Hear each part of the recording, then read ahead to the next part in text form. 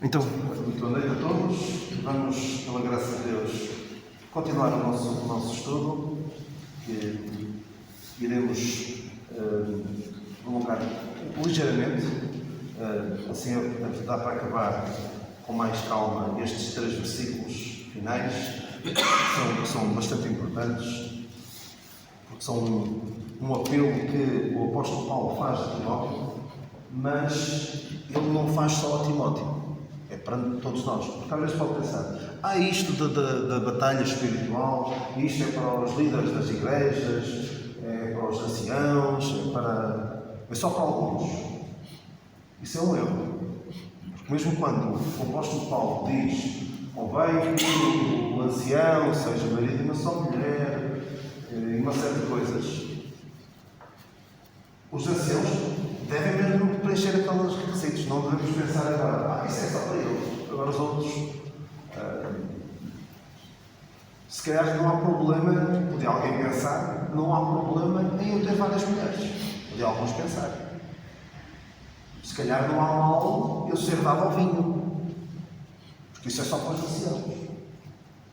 Não devemos, de forma alguma, nivelar a nossa vida espiritual por baixo e pensar isto é só para alguns. Que isso é o que acontece muitas vezes com os nossos amigos católicos, que dizem, eles é que estudaram, eles é que têm os livros, falando dos padres.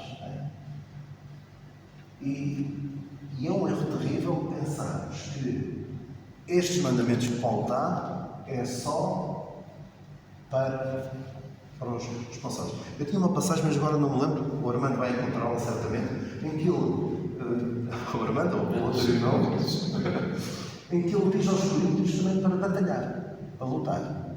Há uma passagem, eu digo Armando, mas claro que se alguém encontrar, nós precisamos de pessoas assim, que conheçam bem a palavra de Deus, para estarmos prontos para defender a palavra de Deus e para defendermos contra os ataques do inimigo. Mas que é uma passagem, agora não me ocorre, mas penso que ele fala aos próprios crentes de Corinto, que não eram propriamente Timóteos, eram pessoas muito difíceis de domesticar, de domar, de levar a fazer o que a palavra de Deus diz.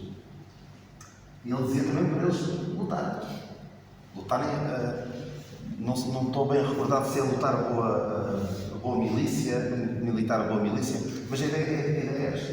E apesar de ele dizer isto a Timóteo, nós devemos tomar isto para nós. E a cristandade está cheia de gente bem intencionada que pega em passagens que não lhes são direcionadas diretamente, de maneira nenhuma, não lhes dizem a respeito mesmo.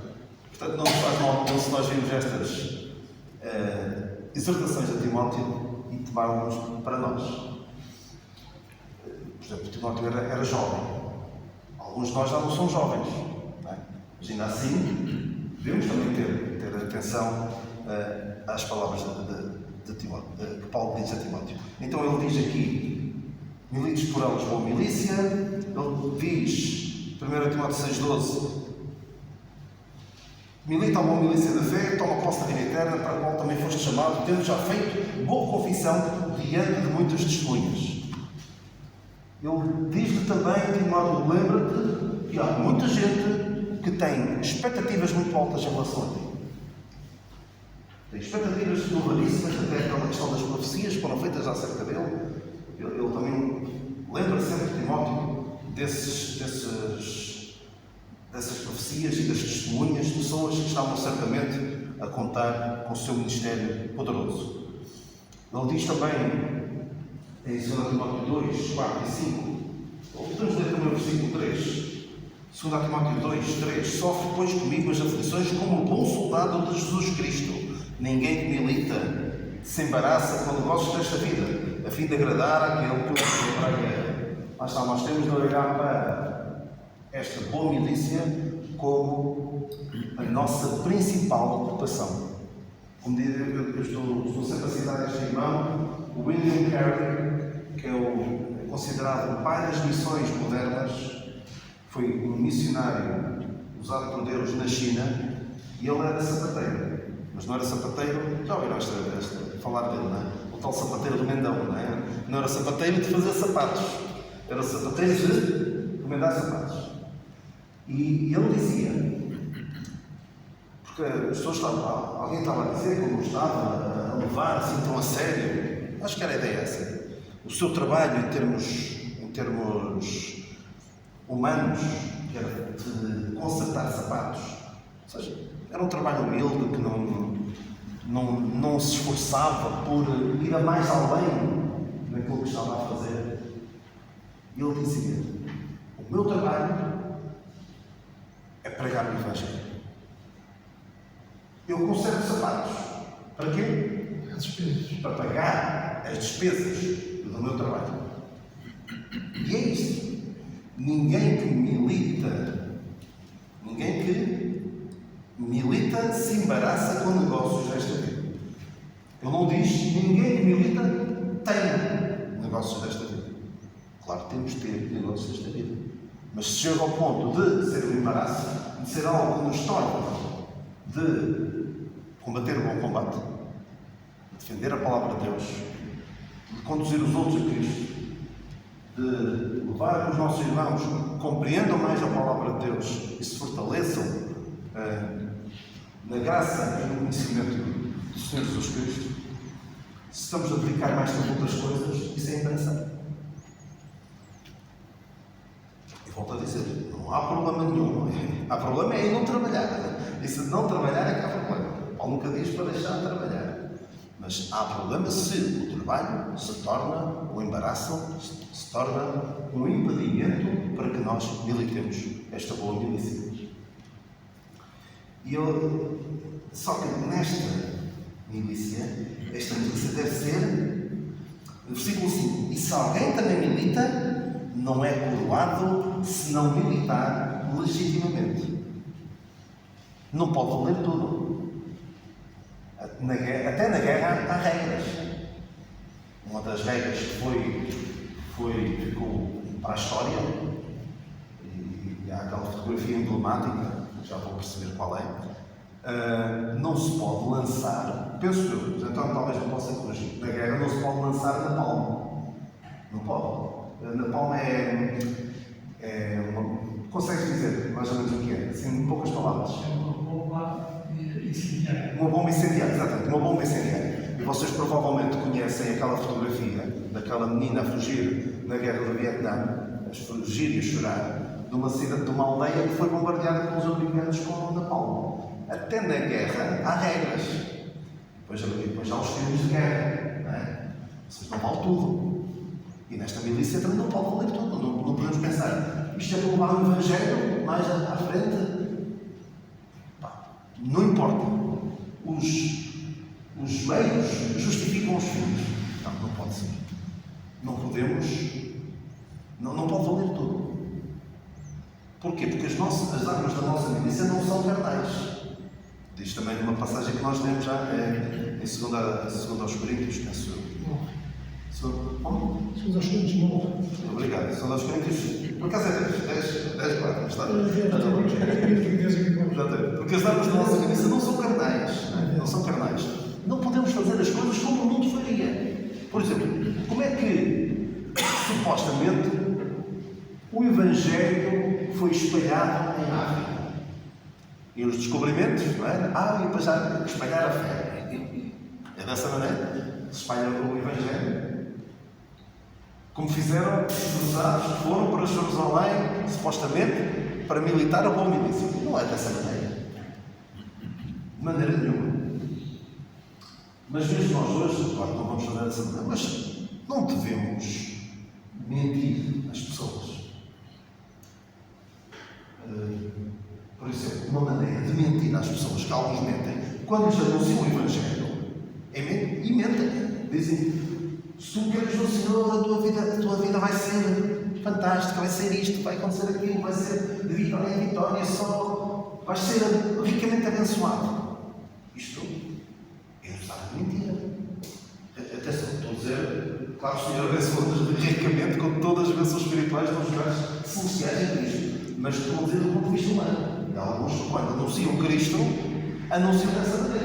Isso é militar numa forma ilegítima. É levar as pessoas ao engano. É fazer com. Claro que queremos que as pessoas creiam, mas creiam de verdade. E creiam no Evangelho, no Evangelho não devemos mentir. Não devemos usar, bem, por vezes eu admito que às vezes eu posso querer um bocadinho nisso, de sarcasmo. Por exemplo, sarcasmo para tentar, quando estamos a debater temas bíblicos, usar de certas armas de argumentação só para deixar o outro mal visto, né? Como sarcasmo. E eu tenho de lutar contra isso, porque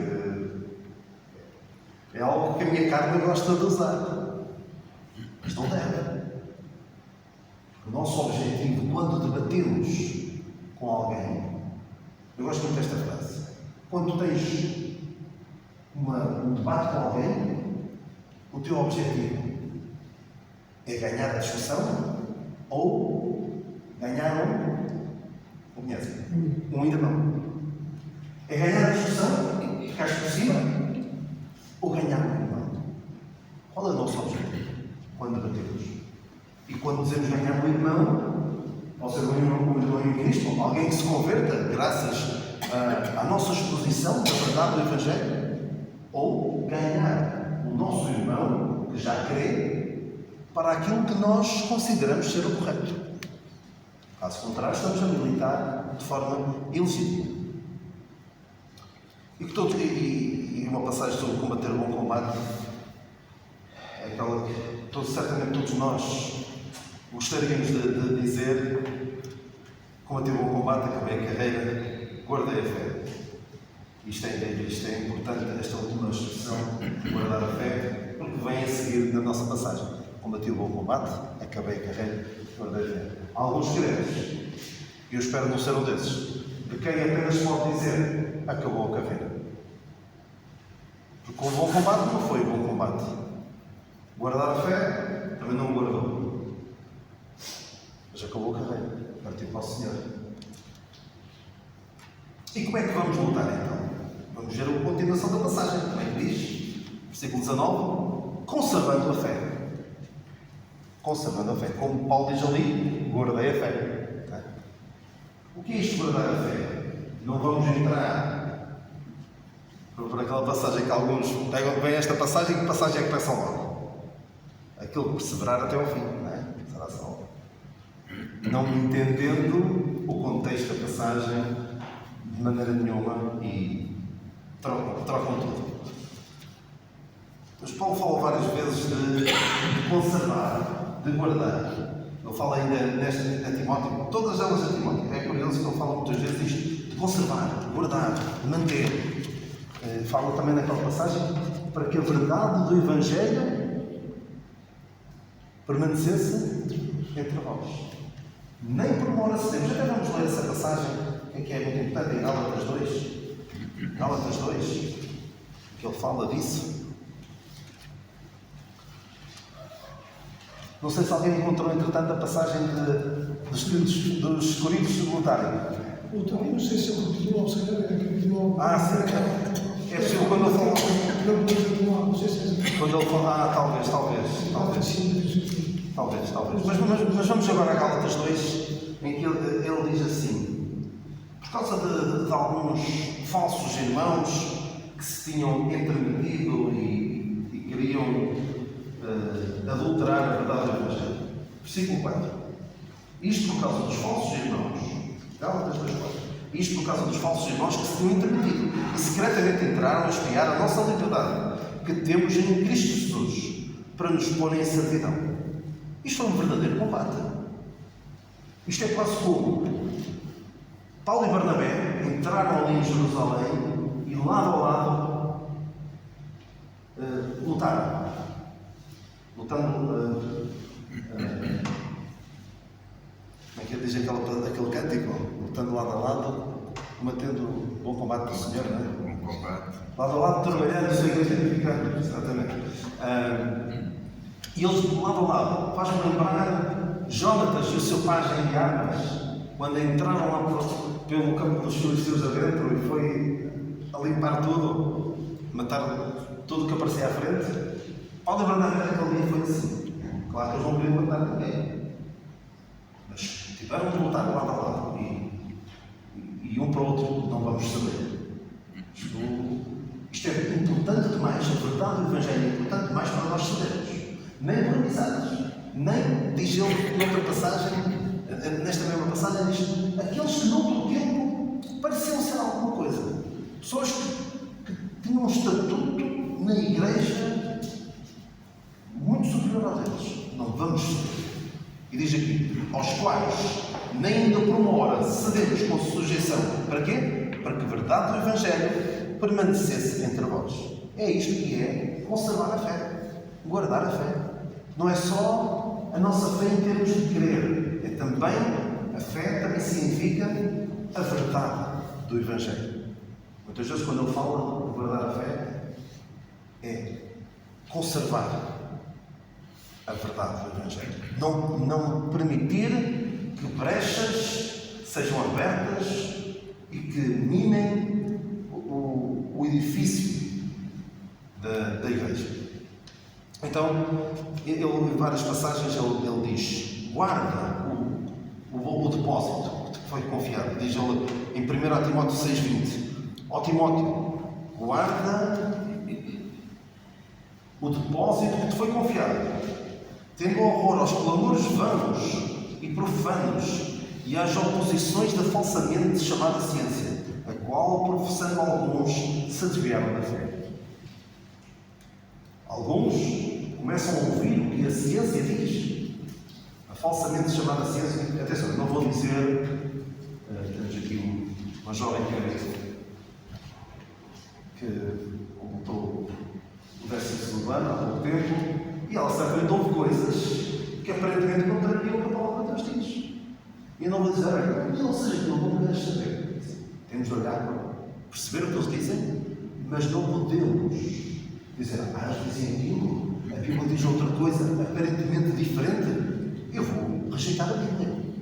Que é o que ele diz aqui. Alguns, professando a falsamente chamada ciência, se desviaram da fé. Por isso é que ele diz: agarra-te à palavra, guarda o depósito que foi confiado, a verdade do Evangelho que te foi passado.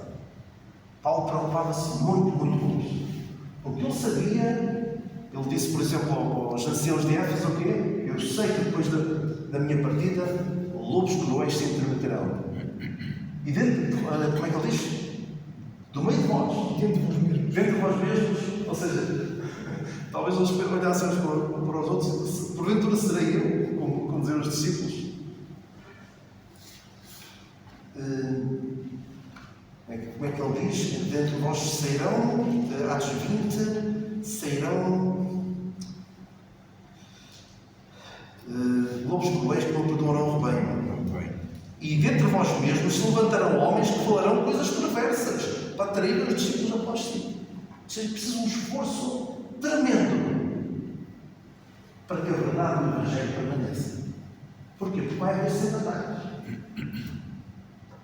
Mas este livro tem permanecido. Ataques atrás de ataques.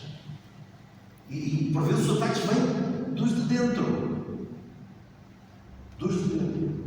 E sabem uma coisa? Aqueles que são de dentro conhecem bem, conhecem o mal que se fala, as coisas menos boas nas igrejas. E há pessoas que já se confessaram crentes e se tornam dos mais acérrimos opositores do Evangelho. Eu lembro de um, eu não sei se ele será crente, mas do meu tempo de juventude, ele será pouco mais velho do que eu.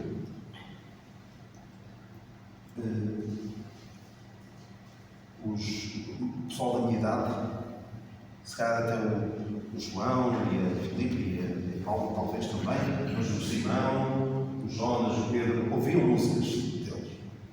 Era um grupo que nós até chegámos a cantar, quando éramos mais novos, chegámos a cantar nas igrejas, músicas desse grupo. E um deles virou por completo. Há pouco tempo lançou uma música em conjunto com um drag queen, que é tudo LGBT, e o título da música era boys, há uma expressão em inglesa que é boys will be boys. Rapazes serão rapazes. Os rapazes são assim, não? É uma expressão americana, inglesa. E ele lançou uma música que é Boys Will Be Girls. E a atacar, ou seja, os rapazes serão raparigas. E a atacar a igreja. A maneira fechada como a igreja encara esses rapazes que acham que não estão no corpo certo e depois querem mudar. Uma pessoa que há 20 anos cantava músicas extraordinárias, letras extraordinárias. E as coisas mudam. É impressionante.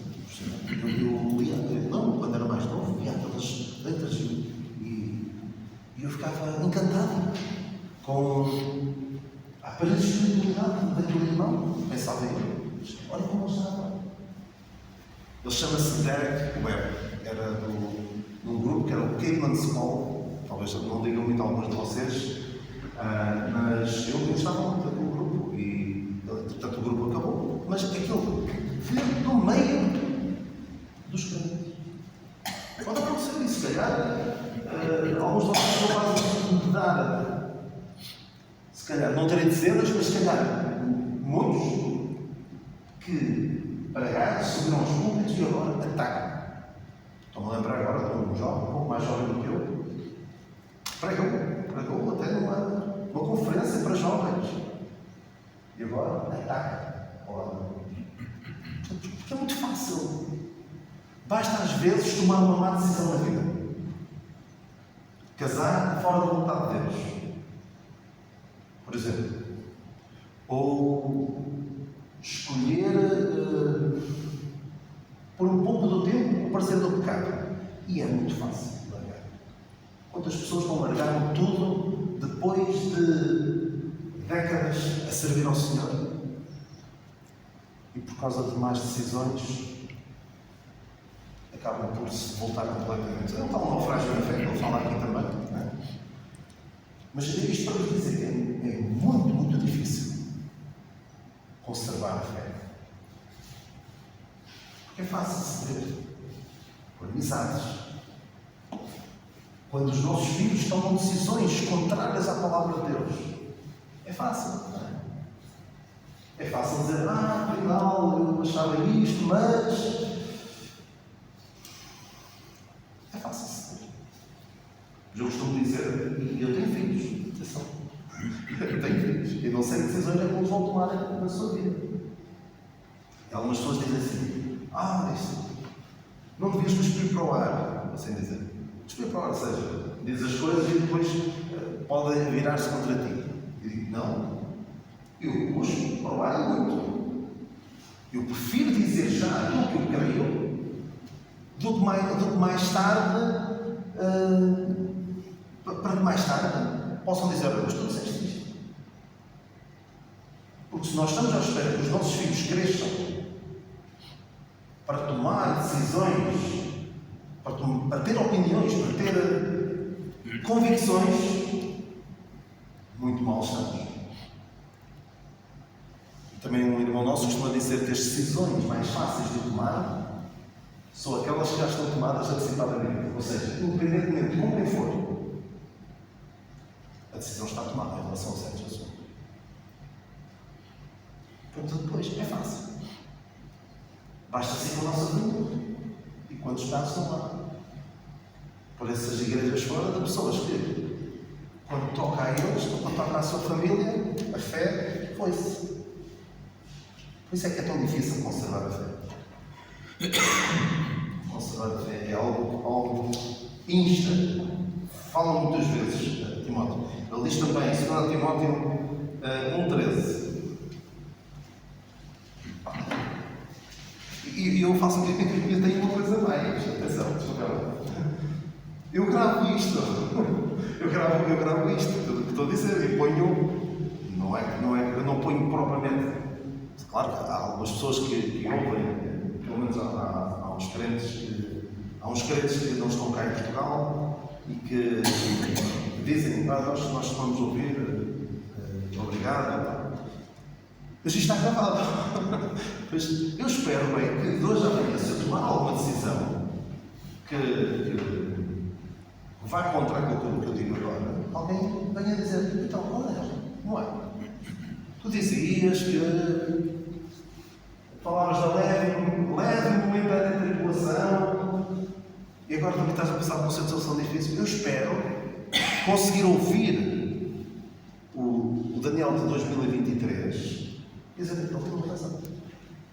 Eu tenho-me a agarrar aqui, não está a dizer, ou não está a dizer, não. Eu tenho-me a agarrar à palavra de Deus, na qual ele se baseou aquilo que estava a dizer. Ora bem, 2 Timóteo 1,13. Conserva o modelo das sãs palavras que de mim tens ouvido, na fé e na caridade que há em Cristo Jesus. Guarda o bom depósito pelo Espírito Santo que habita em nós.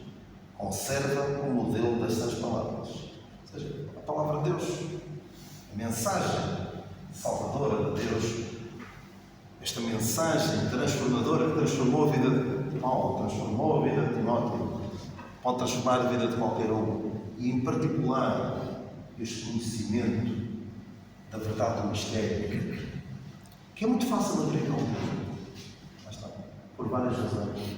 Porque não é muito popular, por causa da divisão. Poderão dizer alguns, é fácil abrir mão. Por amor à paz, vamos abrir mão disto que defendemos. Jesus conserva o modelo das suas palavras. Eu sobre isto de conservar, eu costumo dizer que sou, em termos, não direi bem políticos, não quero entrar outra vez em política, como na semana passada, mas foi muito importante aquela observação que o nosso irmão fez sobre a questão da política, porque a política não é neutra. Não vamos dizer que todos os partidos são igualmente, são todos maus, mas há uns piores do que outros. Mas em termos políticos ou sociais, eu sou conservador. Conservador porque a palavra de Deus diz, conserva o modelo das suas palavras. E há uma ilustração que eu gosto muito, já muito antiga e que eu gosto bastante. É de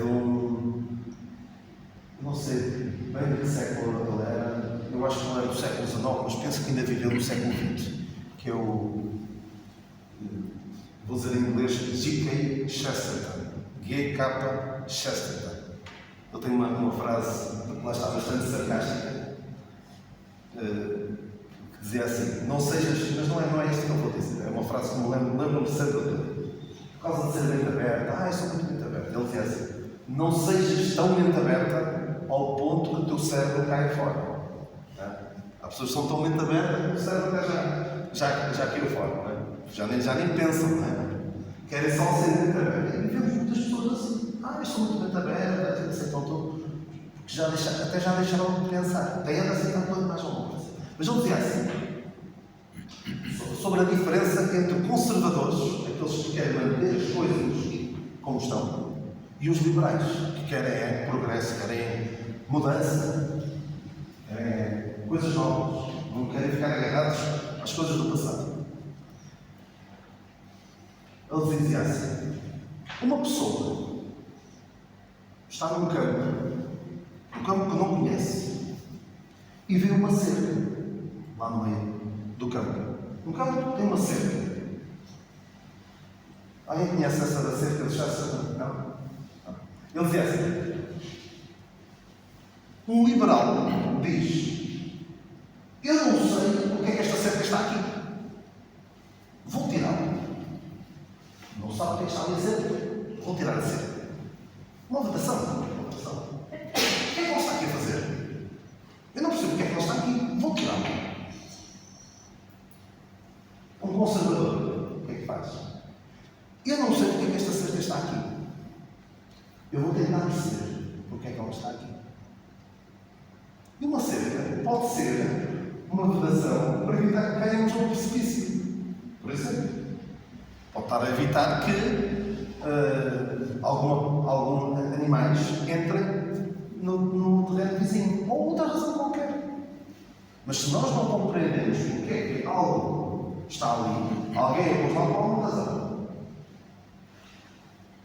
E se nós não compreendemos, não é a nossa missão, é vamos tirar. E os liberais fazem. Os liberais fazem isso. Porquê é que está aqui? Vamos já tirar. Porquê é que tem de estar na definição de casamento? Quem é que homem ou mulher? Eu não gosto daquele livro, vou tirar. E tiram. Tiram uma coisa, tiram outra. E caímos ao precipício, porque afinal aquilo estava lá por uma razão. E nós percebemos bem que há certas restrições, certas recomendações da palavra de Deus que estão aí para nos proteger. E alguns não percebem porque é que está ali. Não é? Está ali por uma razão. Mas gosto bastante desta distinção entre conservadores e liberais. Nós não devemos pensar assim. Sempre foi assim. Porque há duas posturas. Sempre se fez assim. Vamos continuar a fazer. Isso é um conservadorismo que também não é do melhor. Não é? Os progressistas. Sempre se fez assim. Vamos mudar. O que é que devemos pensar? Sempre se fez assim. Mas porquê é que sempre se fez assim? Não é? Devemos pensar um bocadinho, não é? Não é? Há o erro de sempre se fez assim. E há o erro de sempre se fez assim, vamos mudar. Vamos sempre perceber porque é que as coisas são assim. E em relação à palavra de Deus, se a palavra de Deus diz uma coisa que nós não compreendemos, não vamos passar à frente. Não vamos dizer, isto não interessa. Não gosto disto. Cuidado com o ser progressista, com o deixar as coisas alargar, aquilo que sempre se fez assim, não é? Só porque queremos mudança, queremos coisas novas. Ele diz também, Paulo também diz, guarda o propósito nesta passagem, diz em 2 Timóteo 3, 14, tu, porém, permanece naquilo que aprendeste e de quem foste inteirado, sabendo de quem o tens aprendido. É muito importante. Paulo dizia a Timóteo, permanece naquilo que aprendeste e que foste inteirado. Muito importante aqui, sabendo de quem o tens aprendido. Não aprendeste de qualquer um, aprendeste de mim, que recebi a revelação direta do Senhor. Glorificado. Não é, atenção, que aqui não é a tradição. A geração anterior fazia assim, e a anterior também já fazia assim. Corremos o risco de fazer coisas só porque já vimos a fazer assim. Mas porquê é que nós fazemos as coisas? Porque está aqui na palavra de Deus. Caso contrário, podemos agir como quem conhecem a história dos macacos numa jaula que tinham casco de bananas. Essa conhecem? Não conhecem? A história dos macacos numa jaula? Então, vou ter de contar. Porque é importante. É importante nós percebermos se fazemos as coisas porque compreendemos, temos convicções, ou se fazemos só porque vemos outros fazer. Porque Paulo diz aqui, conserva, permanece, mas não é só porque os teus pais disseram que era assim. Temos de fazer porque percebemos. Então, a história é uma experiência, não sei se foi verdadeiramente feita ou não. Então era assim, tinha um conjunto de macacos, e tinha uma escada e um cacho de bananas no topo da escada, do escadote. E a experiência era esta: sempre que um macaco tentava subir à escada, quem estava cá fora começava a tirar água, uma mangueira. E eles desistiam. A dada altura percebiam, se eu começar a subir, levo com água. E sempre que algum macaco tentava subir, levava com água. Passado algum tempo desta experiência, sempre que algum macaco tentava subir, os outros batiam nele. Mesmo que não houvesse água. Porque já tinham interiorizado, não podemos subir ali, porque senão acontece qualquer coisa má. E depois foi continuando. Retiraram alguns dos macacos e puseram outros. E os macacos novos. E deixaram de haver água. E os macacos novos tentavam subir. E os nossos macacos, o que faziam? Batiam, entendeu? E isto depois voltaram a tirar macacos. A dada altura, já não havia nenhum dos macacos iniciais. E sempre que algum macaco tentava subir, os outros batiam. Mesmo aqueles que não tinham sido humilhados por nada. Faziam o quê? Porque viam os outros fazer. Esse é o grande problema das tradições. É quando nós fazemos as coisas só porque sempre devíamos ser feito assim e não porque a palavra de Deus diz. Ele diz que conserva o modelo das suas palavras. O modelo das suas palavras e daquele modelo das suas palavras que de mim tens ouvido. E permanece aquilo que aprendeste, sabendo de quem tens aprendido. Não aprendeste de um qualquer. Não aprendeste de um charlatão que disse que recebeu uma revelação nova. Como alguns vão atrás de pessoas que dizem que receberam uma revelação nova e as pessoas sabem quem aprenderam aquilo, conhecem a pessoa, mas não sabem. Porque ele é um charlatão. Não é? Então, vamos já terminar. Permanece naquilo que aprendeu. É muito importante. E, aliado a isto, guardando a fé e uma boa consciência. Eu não falei disso, vou só falar agora rapidamente. Não basta estar bem com a nossa consciência para termos uma boa consciência. Nós vimos esta semana que está de consciência tranquila em relação ao que fez. Não é? E tenho sérias dúvidas de que tenho uma boa consciência. Porquê? Porque Paulo fala várias vezes da consciência, fala da boa consciência. Ele fala até que teve sempre uma consciência sem ofensa. Não é? Sem ofensa. Mesmo no tempo em que ele perseguia a igreja. Tinha uma consciência sem ofensa. Porque a dada altura a sua consciência estava deturpada. E nós vemos vários exemplos, iremos ver para a semana, se Deus quiser, várias pessoas que aparentemente tinham uma consciência tranquila, apesar de terem feito coisas muito graves e que pareciam estar a ver com a sua consciência. Portanto, a nossa consciência não pode ser o nosso guia. Alguns dizem, deixa a tua consciência te guie. Cuidado, tem de ser consciência aliada à fé, à palavra de Deus. Nós vamos ficar por aqui, graças a Deus por estes pensamentos, e não quero ficar só com a história dos macacos, mas se bem que acho que é bastante ilustrativo e bastante útil para nós pensarmos porque é que fazemos as coisas. Não vamos mudar só porque sempre se fez assim e não vamos fazer sempre assim, só porque sempre se fez assim. Uma última observação que eu sei que falo muitas vezes disto. Quando os filhos de Israel perguntavam aos seus pais: mas porquê é que nós estamos aqui a pintar? Porquê é que estamos a pintar as ombreiras na Páscoa? Qual era o dever dos pais? Nós dizemos: faz assim porque nós dizemos, ou porque nós te ensinamos a fazer isto. Explica porquê. O Senhor nos libertou do Egito. É muito importante ir sempre à palavra de Deus para justificar porque é que nós fazemos as coisas. O Senhor nos abençoe. Obrigado.